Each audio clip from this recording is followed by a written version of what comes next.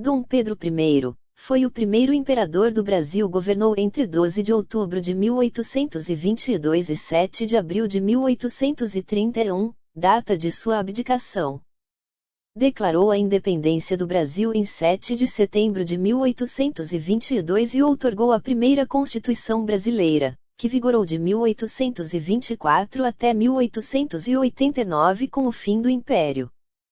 Dom Pedro nasceu no Palácio de Queluz, Portugal, no dia 12 de outubro de 1798. Filho do futuro rei de Portugal Dom João VI e de Dona Carlota Joaquina, filha de Carlos IV da Espanha, passou seus primeiros anos no Palácio de Queluz, cercado de governantas e professores. Quando Dom Pedro nasceu, Portugal era governado por sua avó Dona Maria I, a primeira mulher a herdar o trono de Portugal, casada com seu tio D. Pedro, 18 anos mais velho que ela. O rei consorte, D. Pedro III, faleceu no dia 25 de maio de 1786. Os seus filhos, D. José, príncipe herdeiro, a princesa Mariana Vitória e o infante D. Gabriel faleceram vítimas da varíola. Dom João, o único filho sobrevivente, casou-se com Carlota Joaquina no dia 8 de maio de 1785. O casal teve 9 filhos, entre eles, D. Pedro, o primeiro imperador do Brasil. Em 1789, surgiram os primeiros sinais de demência da rainha.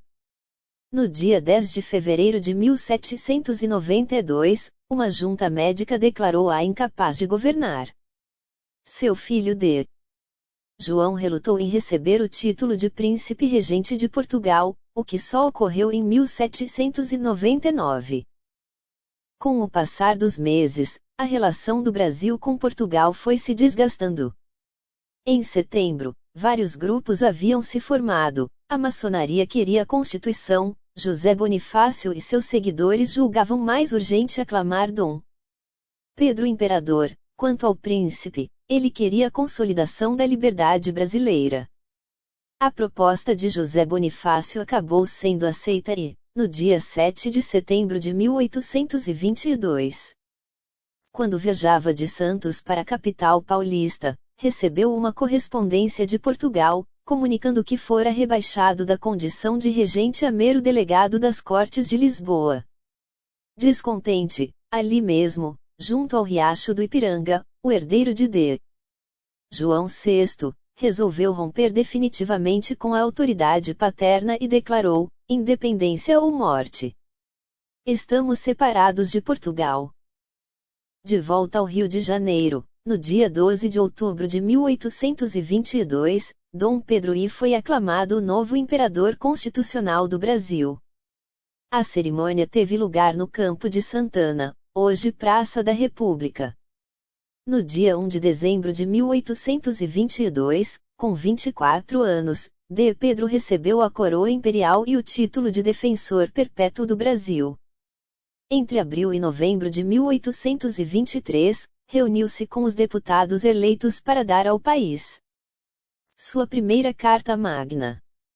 Depois de várias desavenças, no dia 12 de novembro, D. Pedro dissolveu a Constituinte e mandou prender e exilar vários de seus membros. Um dia depois de dissolvida a Assembleia foi criado o Conselho de Estado incumbido de elaborar a Constituição.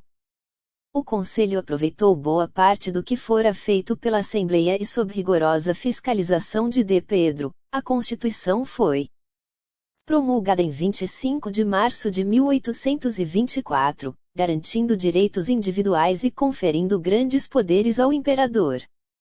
No primeiro reinado foi o momento em qual foram lançadas as bases políticas e administrativas do novo Estado independente. Apesar das dificuldades encontradas nas diversas províncias do Império, a unidade territorial foi conseguida, com exceção da perda da província Cisplatina, atual Uruguai, em 1828. Enquanto resolveu os problemas políticos, o imperador enfrentava outros de ordem pessoal. O interesse que havia sentido por Domitila de Castro Canto e Melo transformara-se em um discreto romance. Porém, depois foi tornado público de modo ostensivo, quando levou a bela dama para o Rio de Janeiro, a apresentou à corte e conferiu-lhe o título de Marquesa de Santos. Uma das filhas que teve com Domitila, nasceu na mesma época em que a imperatriz também dava à luz a outra criança e recebia do pai o nome de Isabel Maria de Alcântara e o título de Duquesa de Goiás. Antes de Domitila, Dom Pedro teve várias amantes, entre elas, Noemi Thierry, Maria Benedita de Castro, Henriette Josefine, e deixou uma legião de filhos. Após quase 9 anos como imperador do Brasil, Dom Pedro abdicou do trono no dia 7 de abril de 1831, em favor de seu filho Pedro de Alcântara, então com 5 anos de idade, o futuro imperador Dom Pedro II. Voltando a Portugal, com o título de Duque de Bragança, Dom Pedro assumiu a liderança na luta para restituir a filha Maria da Glória ao trono português, que havia sido usurpado por seu irmão Dom Miguel, com quem travou uma batalha que durou mais de 2 anos. Vencendo o embate, Dom Pedro restaurou o absolutismo e instalou no trono português sua filha Maria da Glória, como Dona Maria II. Porém, viveu apenas mais 4 dias após o começo do reinado da rainha Dona Maria II.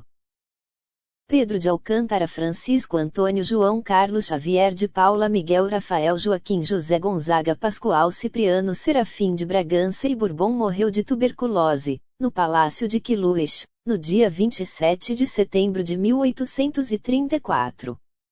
Foi sepultado na igreja de São Vicente de Fora, como simples general e não como rei, como determinara seu testamento.